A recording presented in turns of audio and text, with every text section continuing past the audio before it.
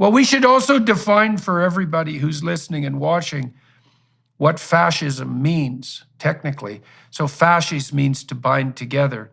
And the fascist ethos is something like unity of corporation, government, and media at the highest levels of function. And so the idea is essentially that a triumvirate acting as a unity at those high levels can be extraordinarily efficient.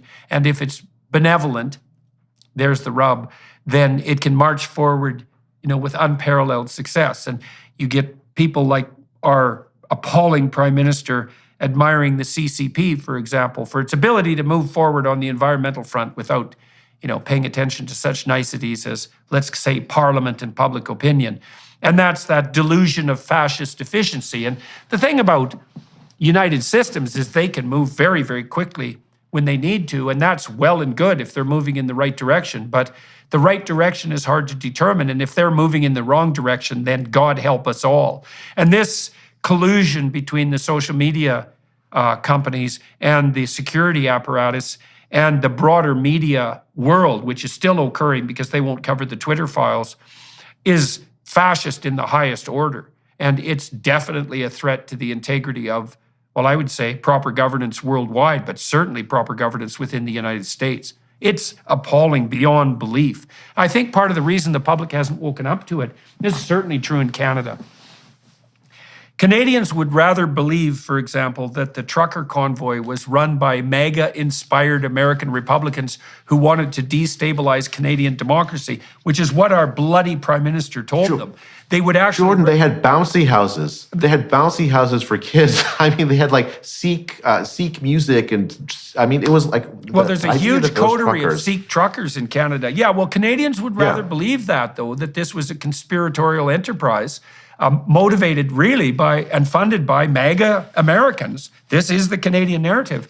Most Canadians still believe that, 51%. And the reason they still believe that is because it's easier to believe that than it is to believe that you can't, that your leaders, Chrystia Freeland, Justin Trudeau, Jagmeet Singh, are compromised entirely by their globalist utopian agenda and lying about absolutely everything, and that you can't trust the legacy media anymore.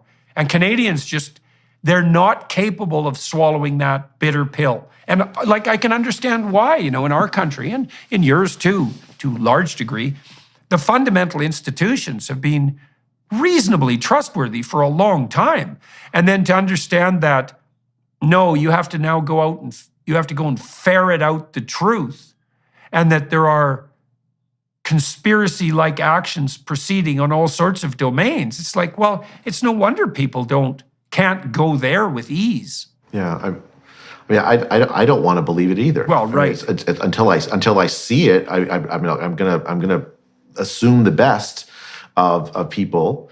But when you see the federal government acting in this way, in direct violation of fundamental commitments to civil rights, like free speech, and it's just there in emails in black and white, where the way that they convey it, it's as if it's so obvious that they're doing the right thing. Oh yeah, we just suppressed this because we didn't want people to be harmed by this bad information. Well, how do you know this information is bad? Well, this is the question. Like, I now virtually instantly distrust anyone who uses the word misinformation or the word disinformation. It's like, I see you think there's some gold standard by which factual information can be revealed, that its validity can be revealed. That's just self-evident. You can set up some fact-finding committee that can just differentiate between the true facts and the false facts. It's like, why do we need the scientific enterprise then if it's so bloody obvious? And why is there political discussion?